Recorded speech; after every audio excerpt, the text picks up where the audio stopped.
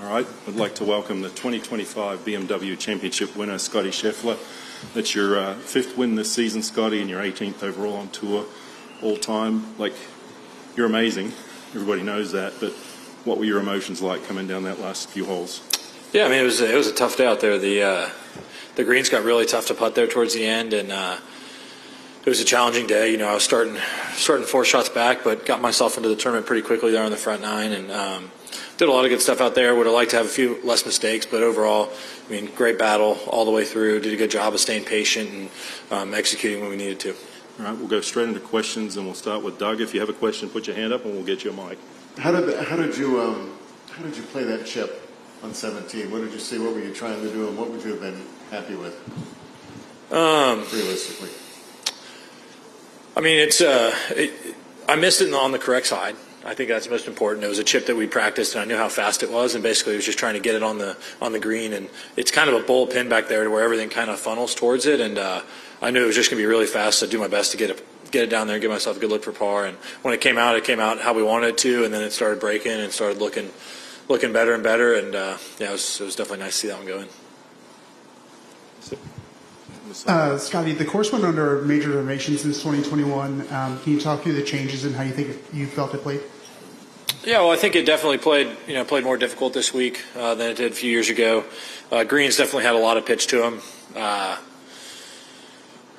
Yeah, I mean, the golf course changed significantly, and I think they tried to make it more difficult, which I mean, obviously, I think the winning score this year was much different than it was a few years ago, and I think they accomplished their mission in that sense.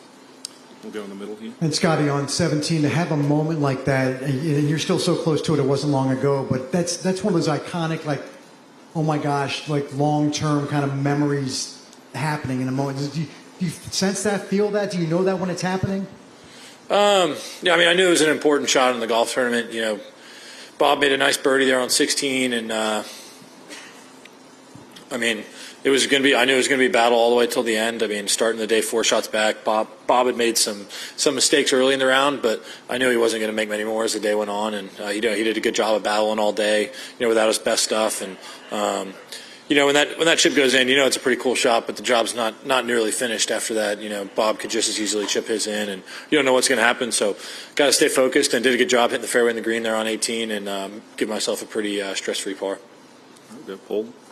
Scottie, obviously you have Cromy on the bag. I know Ted's obviously where he needs to be, but weird to not have Ted in kind of those big moments and down the stretch like he's always been the last couple of years. Yeah, I mean, it was definitely different for sure. But Cromy was doing a great job. He's a guy that I can trust. He's one of Ted's good buddies, and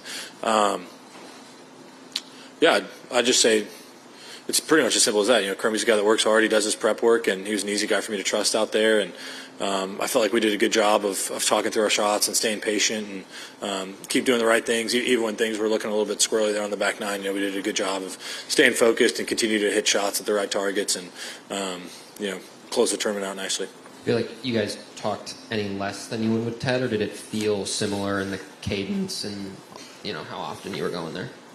I mean, that's something I'll have to reflect on later, but I mean, overall, I'm not a guy that talks a ton out there on the golf course, and Cromy, I think, does a really good job of being really even keel. He's not a guy that's going to overreact to anything, and he did a really good job of just staying even keel all week and kind of impervious to the pressure of a final round, and he did a really good job. And lastly, Mark just said 18 wins. Does that sound like a lot to you? It sounds like a lot to me. Yeah, I mean, it's been a nice stretch the last few years, and I've done some really good things, and it's nice to get the results from a lot of hard work. But that's not something I think about day to day. I try to approach everything week by week, and when you really boil down to it, just day by day. And this week was a good week. It was a battle all the way through, and fortunate to be sitting here. Take one on the right here. Scottie, you said yesterday that you weren't really happy with your ball striking and the chances you were giving yourself. Did you feel like you did a better job of that today? It seemed like you gave yourself a lot of looks, especially in those first 11 holes. Yeah, I definitely was sharper with the irons today. And in this game, you're always looking for a little bit more out of yourself, pretty much at all times. And so I can think of a few that I wish I would have hit a little sharper. But I mean, I hit some really nice shots into really good wedge into 7, good shot into 8, good wedge into 11.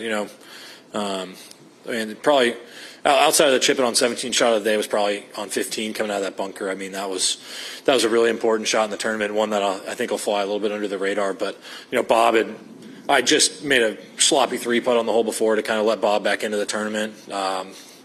Kind of brought my lead only back down to 1, and all of a sudden he hits it in there about 7 feet on 15. It's it's a golf tournament now, and I stepped up there and hit it inside him to about 6.5 feet and was able to hold that putt. And I mean, I can't tell you how difficult it was to putt these greens late in the day. I mean, there was obviously with it being bent grass greens, there gets to be a few spike marks, and they got really fast out there, and there's a lot of slope, and so they were pretty challenging to putt. Come over this side. Hey, Scottie, congratulations.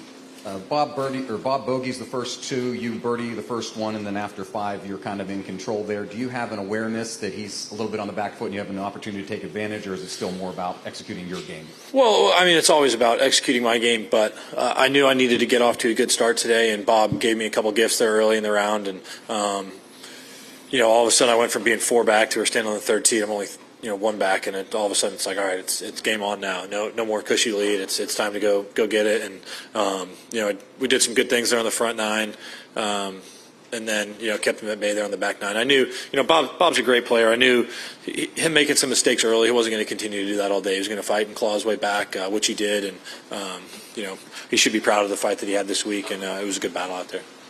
Hey, Doug, go ahead. It looked. Oh, by the way. What club did you hit on 15? What was that out of the bunker? 15? Yeah. 8-iron. 8. It looked like you were on the verge of, as well as you were hitting the ball from, like 6 through about 14 or 15, it looked like you were on the verge of pulling away and didn't kind of let Bob stay in it. I'm curious if you sense that. I don't imagine it happens to you a lot, but how do you talk yourself through it when you're not getting as much out of the round as you could and you're making it maybe tighter than it could be? Yeah, I mean, that's always frustrating when the rounds get – there's a storm.